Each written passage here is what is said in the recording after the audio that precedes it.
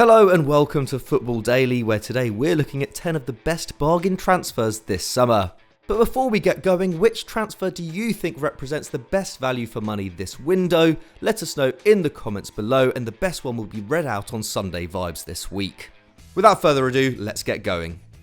10. Omar Richards. There's no better bargain than free, and if Omar Richards, snapped up this summer by Bayern Munich, proves good enough to feature regularly for the German Giants, he'll surely count among the best transfers of 2021.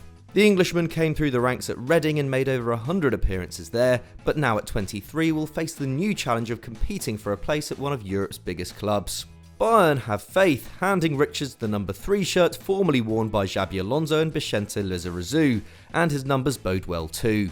Last season, the youngster won 80% of the tackles he attempted and regained possession over 4 times a match for the Royals, and while he failed to register a goal or assist, he was useful in possession, completing 1.5 dribbles a game, 4th best among championship fullbacks. More importantly, his solidity could free up Alphonso Davies to play further forward, or he could even slot into a wing-back role, having featured there occasionally in Berkshire. If there's a top-flight player in Richards, we'd back Julian Nagelsmann to find it, and a senior England call-up to follow soon after. 9. Patson Daka. Looking at Leicester's summer business, we could have included Boubakary Soumaré, but while the 22-year-old is an excellent capture who deepens the Foxes' midfield, Patson Daka could be the real game-changer. The £27 million Zambian joins the club as a wide forward, but his goal-scoring pedigree, intensity and lethal pace suggests he could become that long-awaited prize, the successor to Leicester legend Jamie Vardy. Like Vardy, Daka loves to run off the last man, and he clearly excels at it, with 51 goals and 10 assists in 42 appearances since 2019 for RB Salzburg. That works out to about 1.4 goal involvements a match, and despite often starting on the left, Daka puts up huge shot numbers, last season averaging 4.7 a game, a figure which would have ranked first by miles in the Prem. He also boasts experience in Europe, with 10 appearances in the Champions League at the age of 22, as many as Leicester have as a club. Previously courted by Arsenal and Liverpool, Daka is emerging from one of Europe's best talent factories with stats to rival any forward in the world. Who'd bet against his value tripling by 2023? 8. Joachim Andersen. Joachim Andersen's successful loan to Fulham last year should have netted parent club Lyon a big return, but Crystal Palace smartly took advantage of the French side's financial worries to nab the Dane for just £16 million, around £6 million less than Lyon themselves paid just 2 years ago. Though Fulham ended 2021 with relegation, 7 Premier League sides conceded more goals, and Andersen was key, winning more tackles and interceptions than any other Fulham centre-half, and leading the club in aerial win rate with an excellent 75%. He also carried the ball forward more and made more clearances and ball recoveries than all his teammates. And as Patrick Vieira attempts to transition from Roy Hodgson's rigid defensive setup to a more expansive style, Andersen's passing will be integral, with only 7 Premier League players topping his 13 long balls a match last season. Despite just turning 25, Andersen boasts experience in 3 of Europe's top 5 leagues, and his leadership skills will come in handy at Palace, as a much-needed overhaul has seen their average age drop from oldest in the division to 4th. Whether Vieira is the right coach remains to be seen, but Andersen is certainly the right defender to take the team forward. 7. Jens Petter Hauge. Ditched by Milan after just 1 season, Jens Petter Hauge joined Eintracht Frankfurt this summer on loan, with an option to buy set at around €12 million. That might seem steep given that the winger got only around 500 minutes in Italy last term, but while he's still relatively inexperienced at the top level, Hauge was an extreme outlier in his native Norway, where he won the title with Bodo Glimt in 2020, scoring 14 and assisting 10 in 18 games. Despite losing coach Adi Hütter, Frankfurt are likely to continue their intense pressing under former Wolfsburg boss Oliver Glasner, and Hauge's limited game time with the Rossoneri suggests he's a good fit. When he got on the field in Serie A, he made 19 pressures per 90, as well as laying on 2 chances and completing 2.4 dribbles. And while that's a small sample, it still seems enough to be sure that Hauge won't be physically outmatched in a top division, especially as he's only 21. A goal on his debut against Dortmund, albeit in a 5-2 loss, is a solid start for the youngster. Let's see if he can propel the Eagles to new heights in 2022. 6. Merih Demiral. Fresh from turning their £16 million capture of Cristiano Romero into nearly £50 million with a sale to Spurs, Atalanta look set to repeat the trick, once again bringing in a young defender from Juventus in the form of Merih Demiral. The Turkish defender was previously linked with Arsenal and Leicester at a reported cost of €40 million, but Ladea have once again outsmarted the market, securing the signing for a €3 million loan fee with an option to buy set at €28 million. If there's a major criticism of Demiral, it's that the 23-year-old is often rash, but that's not the worst thing in this case. Romero was exceptionally aggressive in the Atalanta back line, ranking in the top 1% of defenders for pressures, tackles and interceptions, and Demiral also plays on the front foot, while his athleticism lets him feature at right back too.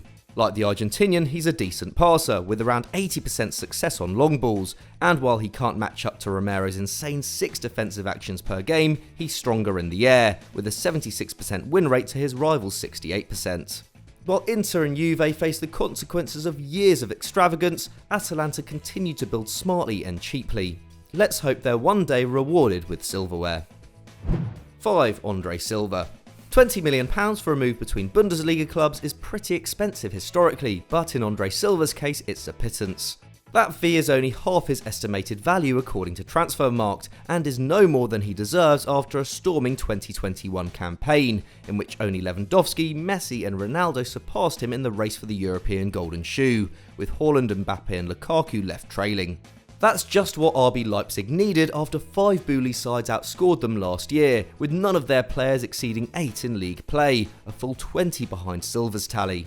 The Portuguese's 3.7 shots a game was second in the division to Lewandowski, and he grabbed 5 assists too, which would have been good enough for third in the Leipzig squad. Meanwhile, he truly excels as the focal point for an attack, with only 6% of strikers receiving more progressive passes than him each game, showing his nose for space and secure touch.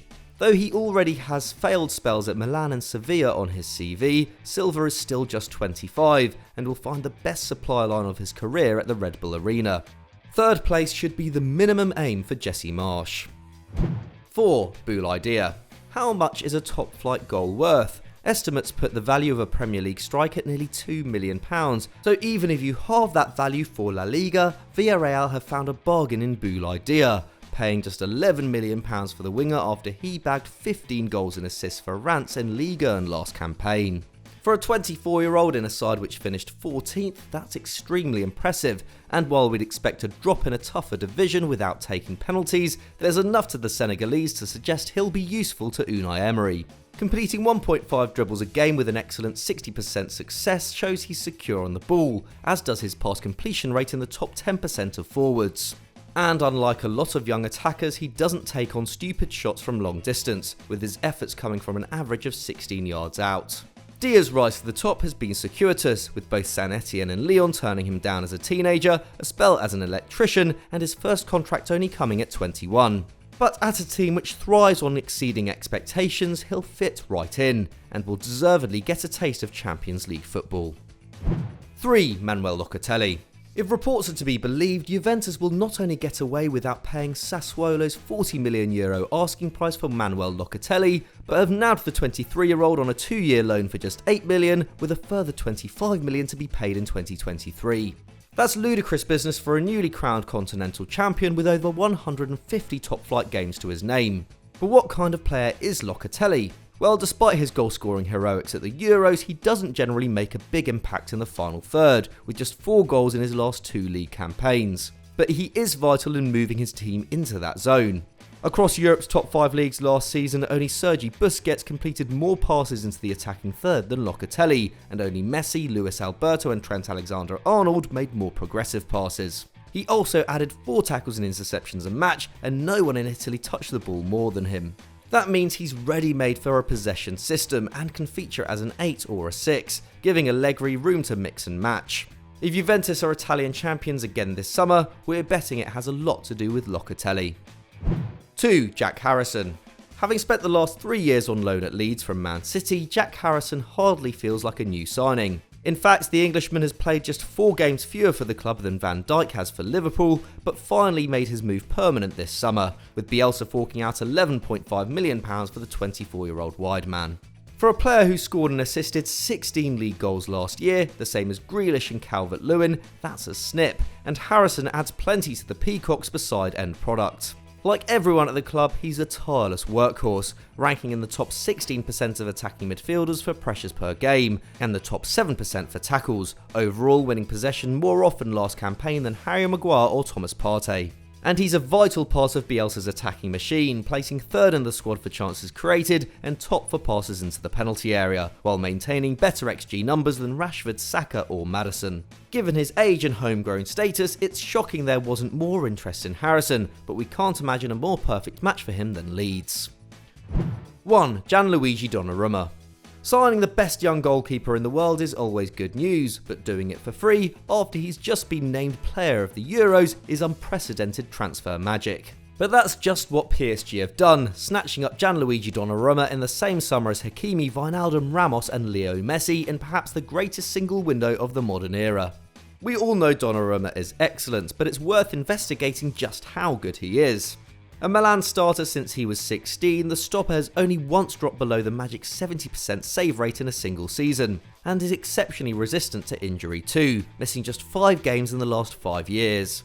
According to expected goals, he consistently makes the difference for his side, saving the team 12 goals across the previous 3 campaigns and nearly a third of the penalties he's faced. Only his passing really needs work, with his 55% success on long balls below the game's true elite, like Alisson and Ter Stegen at around 70%. Now 22, Donnarumma is finally part of a team equipped to win everything in the club game, and perhaps allow him to reach the heights of Italy's other great goalkeeping Gianluigi. So those were our 10 best bargain transfers this summer, but do you agree or disagree with any of them? Let us know in the comments below and we'll do our best to reply. If you enjoyed this video, don't forget to leave it a like and subscribe to Football Daily if you haven't done so already. Thanks for watching and we'll see you next time.